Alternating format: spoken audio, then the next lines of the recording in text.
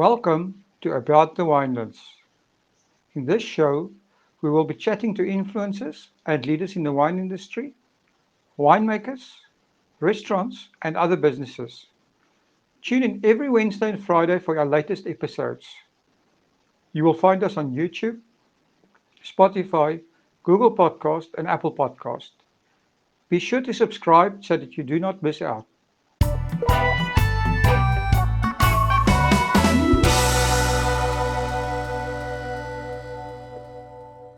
Make sure you never miss our chat here on About the Winelands. Find the sign up link in the description. Now, let's get on with the show. Good day. Today we're talking to Spencer Fondaumiere from Warwick Estate. Spencer is been in the wine industry for many years, and I'm glad to talk to him. Welcome, Spencer.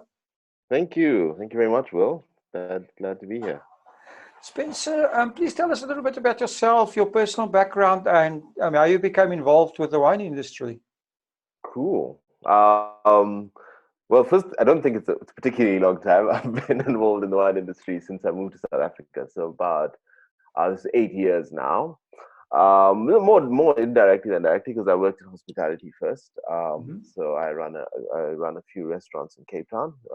Started as one, and then we expanded to three, and I became the operations manager for the three restaurants. And within that space, I got involved in the sommelier industry, and did my qualifications and got basically climbed that ladder, and that opened a few more doors for me. So then worked as a joined the Sommeliers Association, climbed that ladder as well, and now I'm the vice chair of the South African Sommeliers Association. That's awesome. And and it's it's cool. It's a cool thing. It's we have a really cool mandate. We are trying our best to increase education and knowledge of people of wine in South Africa, create a larger drinking base, which would be better for the industry as a whole, both the hospitality industry and the wine industry. And then after 4.5 years working in restaurants, I made the switch over and joined Warwick. And now, that's the completely different part of the industry. Which has been really interesting because you see the industry from two completely different sides, and that's been really, really eye-opening and very, very cool in that I'm way. just thinking of something you mentioned, expanding the drinking base. Have you found that with the growth in your middle class in South Africa, that the drinking base is actually expanding, or what is what are your challenges there? I mean, purely numerically, yes, there are more people drinking wine. I think the Savas data will tell you that. But I think the bigger thing the bigger numbers to look at is what other things people drink. And wine lags far behind beer and cider, spirits as well, and that's now marking to the general population of South Africa. So if we could get our numbers anywhere close to, if we've got more people drinking wine, as many people drinking wine as we drank beer, then the industry would look completely different. Oh yeah, I would believe that. Oh yeah, no, in a huge way. I mean, we'd be producing more wine. We'd be treating the land a lot better. We would be expanding vineyards rather than contracting them, totally. I mean, and the buying power would be so much better. And I mean, there's a lot been written and a lot been said about the prices of grapes, and the prices of South African wine in general. So increasing that drinking base will go a long way towards changing that. A lot of it comes down to just education. I think wine can be. Well, the winelands in itself, and the wine tours and all of that is a major education base. But my question further, I'm just thinking about it. Your millennials are a different breed. What's happening? Are millennials drinking wine? Difficult to answer on behalf of millennials all over the world, but I think there's certainly an interest, and even like if you just spend a day at the estate and you see the average age of the people coming through, definitely younger people drinking wine. If you look on social media, a lot of young people drinking wine, and drinking wine for different reasons, So I think there's a generation of us who are really wine snobby and into wine and into the type of glassware that we use and the varietals and the history and the soils and all that. But I think there's a new generation of drinker who just drink because it's nice. They drink because they like the taste of it, and that's the motivation people have to drink things like beer. They drink it because they like the taste of it, and then the heritage stuff and the glamour stuff comes a bit later. But no one started drinking 30, 40-year-old Scotch whiskey. It didn't start there. People started with one drink, another drink, and as they got to know it, they were like, "Cool, this is awesome." And then I want to drink something better, and I want to drink something with a bit more history and a little bit more prestige and all that. And I think we kind of missed that a little bit with wine, in that the opening standard, the bar to start is set so high, and the snob appeal and the snob effect is so great that a lot of people just don't get into it. That's true. And yeah, this new age of drinker, these younger people who just want to drink something because it's nice. I mean, if they go to a wine farm, they end up sitting down and being told stories of soils and stories of terroir and things like that, and it's all cool. I mean, it's great. It's great to have the stories, but that's not really what a lot of people want to know. And I think we miss a trick somewhat in that way. Oh, interesting. Spencer, you were one of only 500 individuals who passed the prestigious international wine exam. Can you tell us a bit more? Yeah, it's not actually a wine exam as such. It's the ASI diploma, Okay. which is the sort of highest qualification you can have as a sommelier in Europe. Okay. Not to be confused with the Court of Master Sommeliers, which is a completely different entity. That's a little bit more Anglo. So both it's quite big in the UK and in America, whereas the ASI is a little bit bigger in the traditional wine producing countries, France, Italy, Spain. And it's been going around. It's been going on for quite a while. It's almost, I think, he started in the 50s, if I'm not mistaken. And the barriers to entry are quite difficult, in that up until last year, the only way you could do the exam was you had to do it in a second language, which is quite intense. So if you're English speaking, you need to do the exam in French. If you're French speaking, in German, which is cool. I mean, from a Well, that's European setting, and a interesting. lot of people. Yeah, no, it's intense. It's So, crazy. I mean, if so in a did you do it in European setting, French, that makes sense. or was it? No, no, goodness, no. So I was a beneficiary of the relaxed regulations, in that you are allowed now to do it in your home language. So I did it in English. But the one thing, so they have three levels. You can get a gold, silver, or bronze pass. So I actually qualified for silver pass, but then you can only get a bronze award because you did it in your home language. So that's pretty much it. So just the difficulty is what sets it apart. That's why so few people have passed it. It's an intense exam, and it took about 6 hours Wow. to do, and it has seven, I think it's seven different components to the exam. Does it So have a practical it's component as pretty well? pretty intense. Uh, Spencer? Yeah, several practical components. Oh, So the actual so there's yeah. Sorry, I think we've got a bit of a dodgy connection there. Can you hear me? I can hear you. Yes, sorry. Okay, cool. Yeah, yeah. No, that's fine. So so there's a theory component, which is pretty long. I think it's about 150 questions about wine from all over the world, if I remember correctly. Then there's an essay, which is quite nice, because the essay is it's a real life sort of situ- um you basically do a dissertation on a particular angle of the industry, depending on what the question is. The one I had was quite interesting. The question was about the non-drinking culture right now, and how it is becoming more and more fashionable not to drink, or to drink less, and what that means for the industry as sommeliers. So, I think you get about an hour to write something about that, and then the rest is all practical. So there's a tasting component, blind tasting component. There's a role play component. There's a food and wine, active food and wine pairing, and then there's a practical task. wow, amazing. So, Spencer, Yeah, currently you're the brand manager at Warwick Estate. Can you tell us a bit of, Warwick has an interesting history. Can you tell us a bit more? yeah, I could actually. I could spend the rest of this hour telling you about that.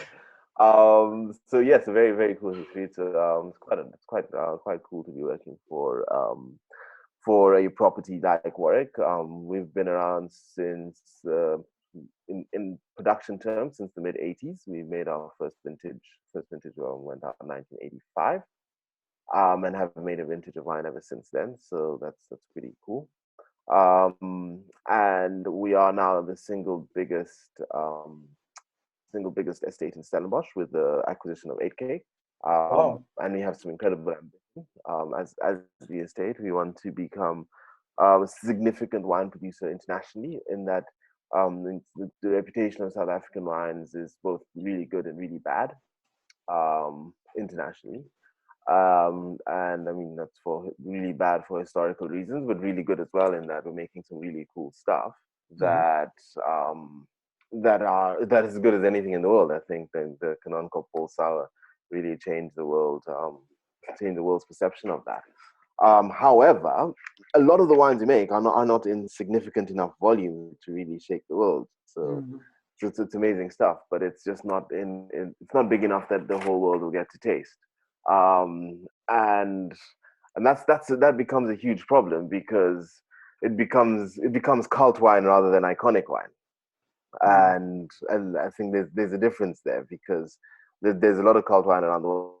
It's not difficult, it's not impossible to make one or two barrels of something that's incredible, but it's a lot difficult to make massive production of something that's completely incredible. um, and that's where we sort of fall short. We fall short because we don't produce enough.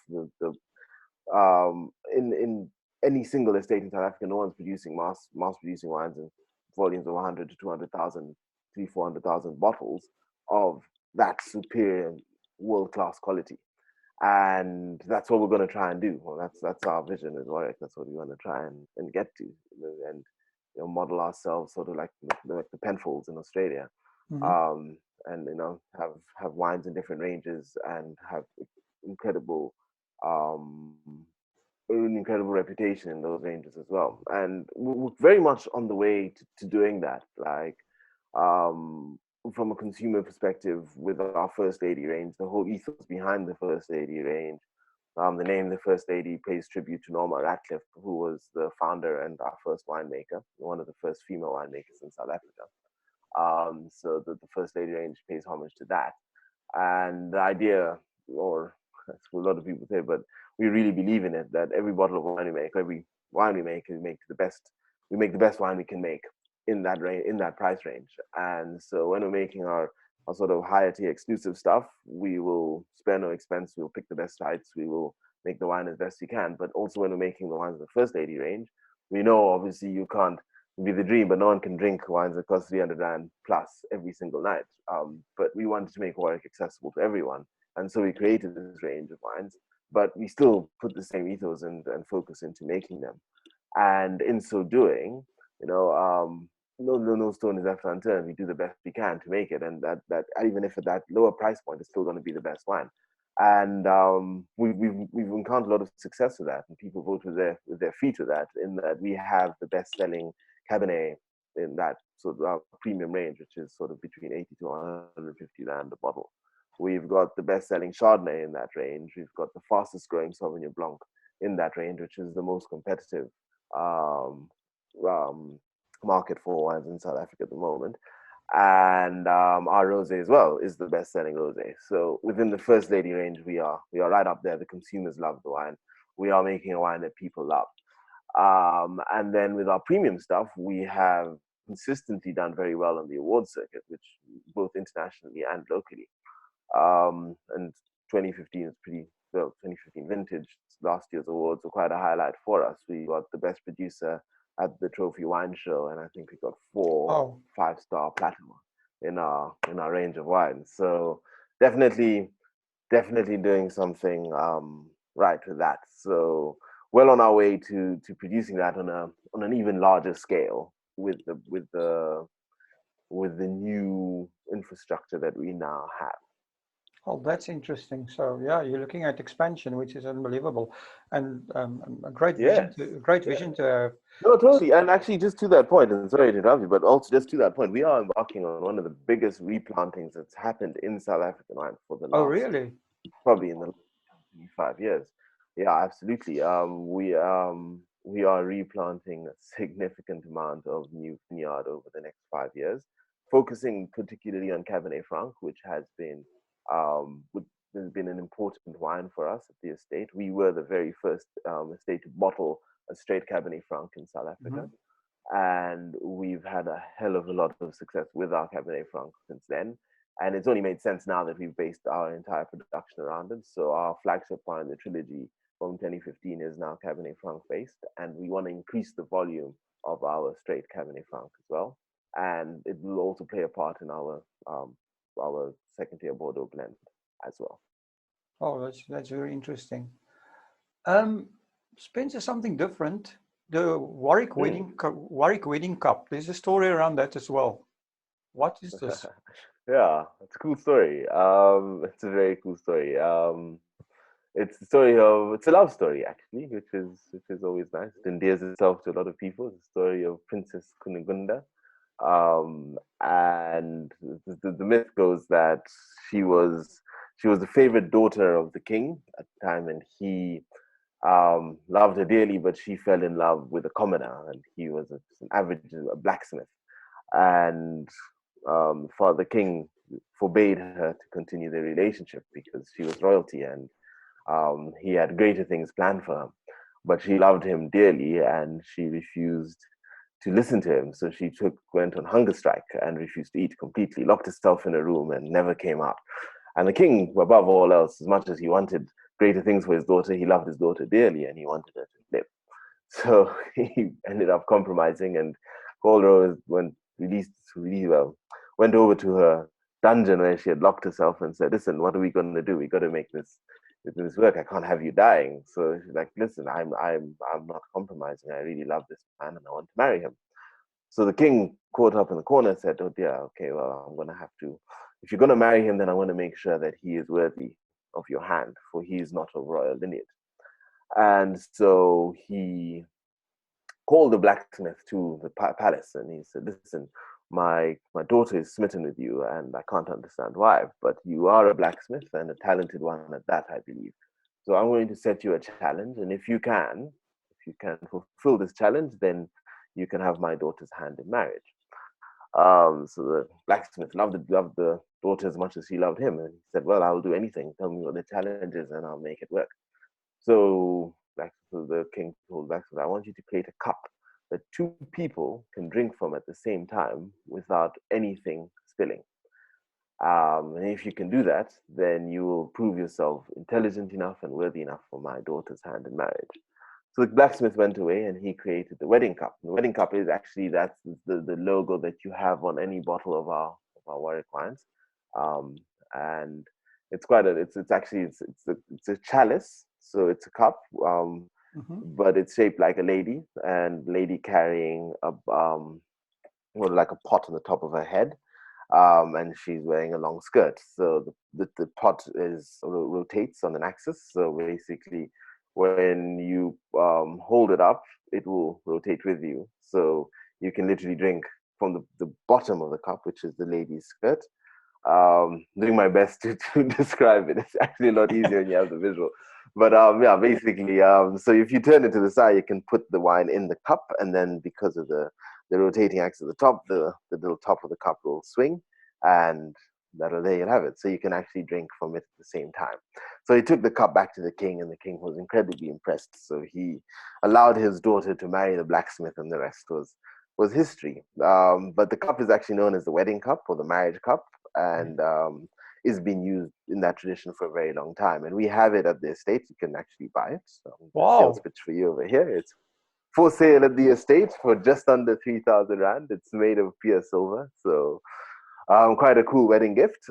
And a lot of people have enjoyed that tradition at the estate. You have lots of people come back, and lots of people tell us on social media that they, What a "Oh man, we remember coming what a for cool our story. anniversary, and we did the cup." Yeah, no, it's lovely. It is lovely, and I think people. I mean, and as much as the wine sells itself, and it's really good quality wine and stuff, it's always nice to have a few stories. People enjoy hearing stories, and it's nice to attach a meaning to something other than it just being a bottle of wine. Excellent. Just a quick interruption. But I do need to remind you that we are currently in a very difficult time. The South African government has set up a fund where businesses and individuals can donate to support our country through this crisis. Go to the website now and add your small donation: www.solidarityfund.co.za. Please join us all in the fight against COVID-19. That is at www.solidarityfund.co.za. Now, let's get on with the show. Talking about weddings, I assume that Warwick is a favorite of wedding planners and wedding events. Not in the way you'd think, actually. So we have an incredible hospitality division where we do gourmet picnics. We were once again one of the first. Actually, we were the first farm to pioneer the idea of a gourmet picnic, which was a little bit of a play on restaurant. I think where a lot of other estates are blessed with fantastic facilities to have great restaurants. We're not so lucky at Warwick, so we used what we had and we recreated something out of nothing, and used the beautiful landscape that we had and created the picnic space. And with the gourmet picnics you get a really nice selection of pretty much three courses, laid out really nicely in an easy to eat kind of way, laid out in a blanket, and you can sort of while away, enjoy the day on the lawns, watch the watch the lake or the dam, and enjoy the food. And then on the flip side to that, we also have a little bit more private. We've created these little pods where if you're in a bit more of a private setting, you can do the same thing. Wow. And it's turned out to be incredibly popular. We've been doing it for, geez, I think about almost 10 years now.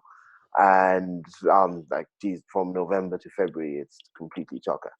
People, we have bookings going, we close up at some point, then you get a waiting list going for days for people to get through over that time of the year.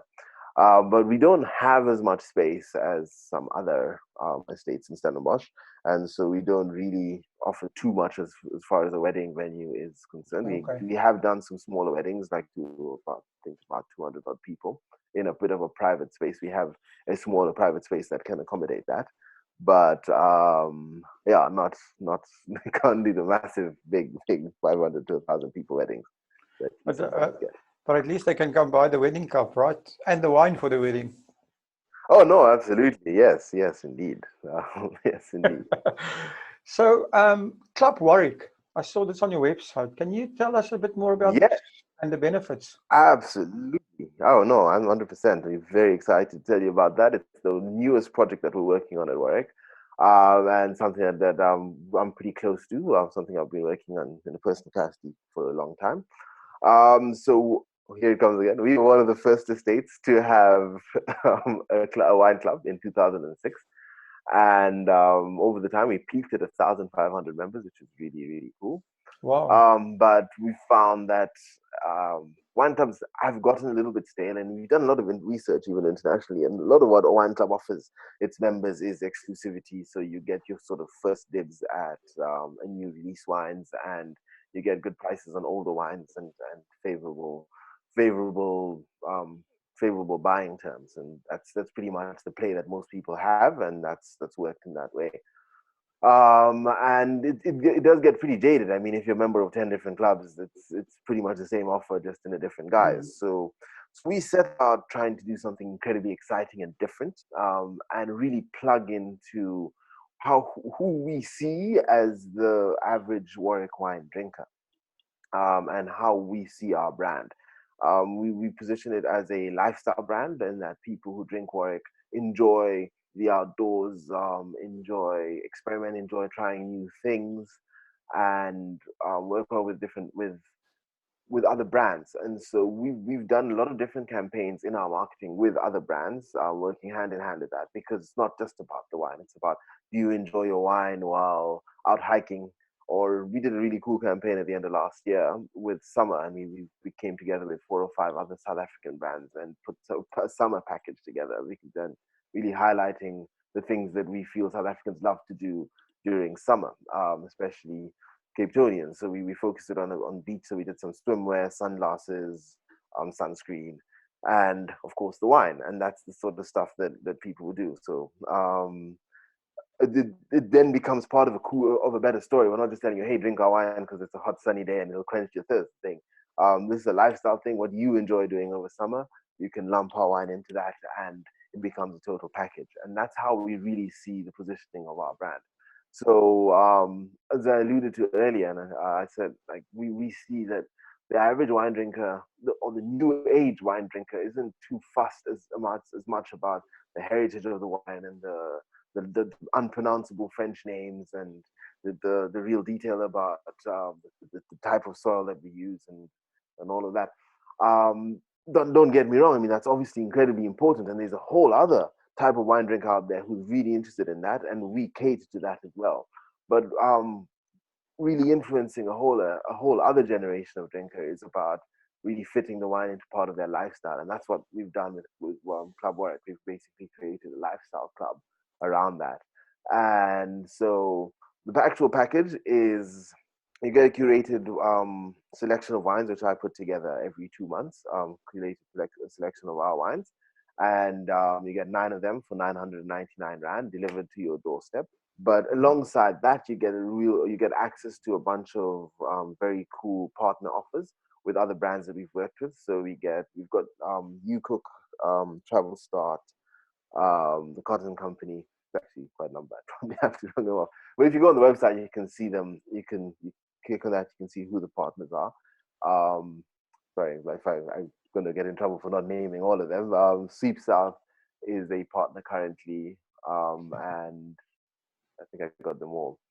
Um, and every 2 months, with every edition, we will add some extra partners as well. So then, basically, as a Club Warwick partner, as a Club Warwick member, you get access to discounts on all these other brands as well, and you get access to products from all these other brands as well, which is really cool because they're products that fit your lifestyle as well. So if you're the sort of person who would enjoy a UCook package, if someone who travels, you'd enjoy a discount with Travel Start. Someone who's up on the mountain on the go, you'd enjoy using Sweep South services, and all that. So obviously you get, and then you get your 9 wines every month, every 2 months as well. So that's the whole idea behind the club, which is pretty cool. And then we've also created a lot of really interesting content on it. So if you actually click on the Club Warwick page, it's like really cool stuff about what's hip and what's happening, some interesting stories, stories about lifestyle stuff, stories about wine, things like that. So it's really a full, all-encompassing membership. It's like becoming a member of a club rather than it being just a question of, hey, here's a discount and here's some free wine. Well, Yeah. that's an amazing story. I think, the future of marketing is collaborating with other lifestyle brands in especially for wine. 100%. So that is very, very cool. And I think this is unique. I haven't seen it anywhere else, but I can be corrected. But yeah, No, I think what a great idea. we are pioneering with this, and I think it's a really cool idea. And we hope. It's unfortunate that its launch coincided with the lockdown period, and that happened, and obviously the COVID-19 and the stories that are being the more pertinent stories are right now about survival and life in this new normal, and staying safe and flattening the curve. Yeah, and I mean, it's obviously that's cool. That needs to be what's discussed at length. But hopefully, in the not too distant future, we can get past that, and yeah, we can really explore the magnitude of how big or how cool this club can become. So Warwick wines are international as well. I see you've got international distributors. Yes, indeed. Could you tell us a bit more about that? Yes, indeed. So interestingly, we aren't as big an estate as a lot of people would imagine. I think perception of a lot of bigger South African farms is that, or wine labels, is that they export a lot more than they produce locally. So you magnify what your local footprint is and expand that twofold, threefold, tenfold with what you export. We are actually quite opposite in that model, in that most of our wines are consumed in South Africa, which is pretty awesome. And that goes back to what I was saying before, that inward facing, creating a greater wine, a wine drinking culture within South Africa, increasing the base of wine drinkers, and trying to sell more wine domestically. South Africa is the only wine producing country, major wine producing country, that exports more wine than it consumes domestically. Wow. And if you've been privileged enough to travel and you go off to Europe and you spend time in the little villages in France and Italy and Spain, you will find that in those little villages people drink the wine from the region and they support the wine from the region. And what gets exported is really the big commercial stuff, the big name stuff. But the real fantastic little gems um, are all locally produced and are all locally enjoyed, with no fuss and no frills, no Riedel glasses, no crystal glasses, no decantation and things like that. It's just people, salt of the earth people, living their lives, enjoying, drinking the wine, and enjoying their culture. And that's something if we can replicate, and we kind of do to a point with our first 80 range of wines, in that we've got a lot of South African wine people, South African people drinking South African wine.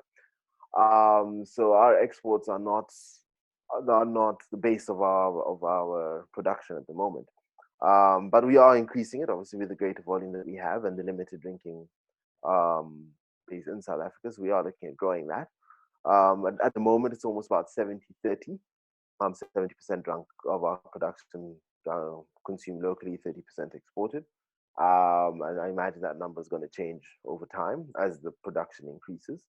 Our biggest markets is currently is the UK, and a little bit in Asia, a fair market in America that's also growing, and then of course the rest of Europe. Awesome. Spencer, you mentioned the coronavirus, and of course, this has now forced or are forcing everyone to rethink their business models. Do you have Completely. any changes or new ideas in mind? And what are you doing about this whole thing? Yeah, it's changed life as we know it completely. And I think particularly for us in the wine industry, because we cannot sell, I mean, a single thing. I mean, up until yesterday, at least with the lifting of the export ban, which is really cool, because now at least we can get some fuel back into the engine and start turning the wheels again. Mhm. But yeah, the impact is incredibly massive, and it changes everything. And one of the big campaigns we do at Warwick is Mother's Day. It's this we the single biggest event that we really pull a lot of resource towards, and that's completely shifted that ground for us. In that it's unlikely, considering Mother's Day is the 10th of May, it's unlikely we may still even be in lockdown when that comes around. So it's forced us to rethink a lot of things, and digitize a lot of our strategy going on in that way. As I was telling a little bit before we started the conversation off air, was basically we don't know, because we don't know when you're going to be able to sell wine again. So it's very difficult. It'd be very different if you had a definite end in mind and say, okay, cool. Once the 21st hits, we're going to hit that campaign, that campaign. So we're working on a lot of things. We've got some really cool ideas going for when the ban is lifted. And in the interim, we are trying to stay as relevant as possible in a very congested online space at the moment. It's such a narrow channel, and a lot of brands are trying to capture the attention of people right now. So we're going about that in our own way, trying to be as creative as possible and as clever as possible, and continue to tell the cool stories that we do around the brand. We are still pushing the club work aspect, which is really cool in itself. And we are completely relooking at doing the Mother's Day campaign, but in a more digital space. So yeah, I think that's that. And we're trying to be as adaptable as possible, and I think that's what you need to be more than anything else. You can't stay married to an idea. You can't stay fixed to a certain way of thinking in this time, because you're just going to be swallowed up and gobbled up and spat out again. So we're trying to be as dynamic as possible, and work whatever channel opens up first, and trying to find the way to maximize that as much as possible. If the directive is changed, and they say, okay, cool, you can have wine delivered, then we'll work an angle that we've got some scenarios planned, and campaigns thought out around that being the channel that we can use. If they say you can only sell over certain hours, we've got a campaign planned and some strategy around that. So it's all about really just trying to be as dynamic as possible. So If you they say, spend okay, it. guys, gloves off, let's go, So you're spending your time Mhm. planning at the moment. Yeah, a lot of spinning wheels, a lot of spinning wheels, a lot of consultation, a lot of Zoom meetings, a lot of time spent in front of a screen and that sort of So thing. I read somewhere But that, yeah. some study that wine makes you more creative. So I certainly recommend that you drink some of your own wine while you are thinking about all the stuff. No, I'll take that completely to heart. I will say I've been in the fortunate position working for a winery during lockdown is there is no shortage of wine, which is really cool. So That's great. yeah. So Spencer, yourself, what is the most important thing that you have learned from your wine journey? That's a question I'm asked very often in different ways, but I like to answer it in that my wine story is a particularly interesting one, and that growing up in Kenya, wine wasn't a massive part of culture for us. I was fortunate that my mom and dad drank wine often, and it was always there in my household growing up, and so it wasn't completely alien to me, but I can imagine in the 90s sort of early 2000s in Kenya, the wine that we had access to in Kenya was not was not always the best. In fact, but box wine was quite a treat. Like it was when my dad used to make my mom upset, he'd buy her a 5 liter cask, and that was the best thing ever. So I had a relationship with wine, but from a completely different way. Then I left my girlfriend, who now my wife, and she moved down to South Africa first. And I came to visit her for the first time. Was my first experience ever actually going to a wine estate and tasting wine. And the first wine I ever tasted, but properly, was a Gewürztraminer, which was really cool for an introduction wine for anyone because, well, first of all, it's generally sweet, but second of all, it has such distinct flavor characteristics. So you're not searching for. It's not vague like if you drink a cab and you're like, what on earth is cassis and how can you taste black pepper? And I think that comes with a bit more refinement, but um, uh, having done that and taken through that way, I was like, oh my goodness, this is a whole new world. This was exciting. I remember getting back in the car and telling my wife, "You're going to tell me everything you know about wine. I can't wait to taste another one. I can't wait to learn more."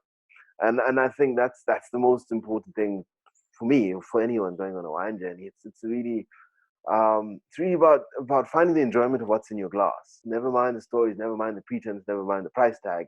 It's really just finding it, identifying with it, and enjoying it. And once you start, then the ball just rolls and rolls and rolls and rolls. And a lot of people I know who enjoy wine have similar stories. It just started with one, and then you got to the other, and as you got to uncover it, and you learn the differences between this and the other, and it is truly an amazing thing. And I think wine is one of probably the only thing in the world that you can drink that'll taste different every time you drink it.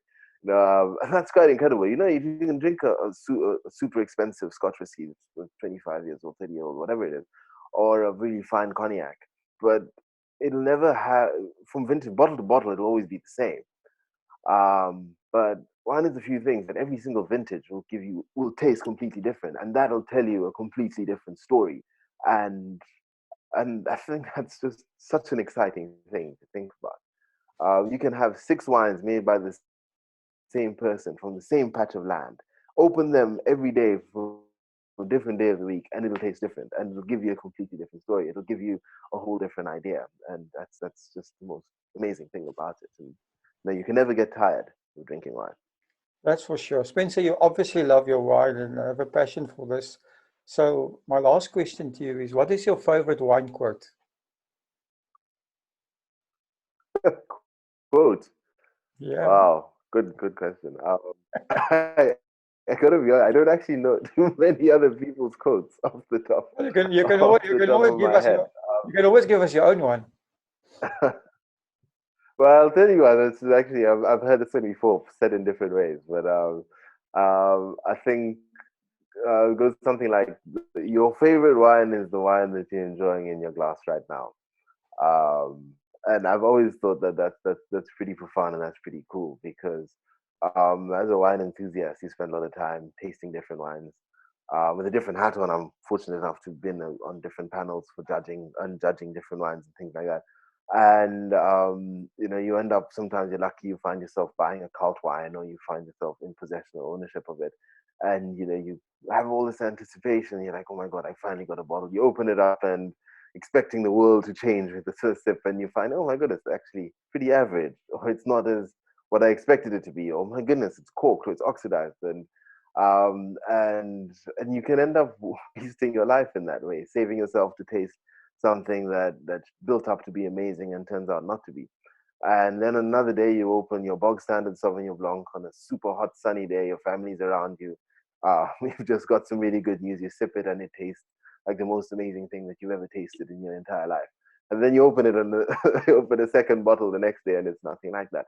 And I think it really goes down to say what's in your glass, what you're enjoying, that moment in your life. That's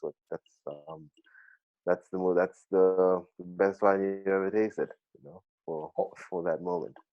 Spencer, it's awesome talking to you, and I greatly appreciate your time. As a final Thanks, thing Will. with Thank you very you, much. if people want to get a hold of Warwick and want more information, where should they go?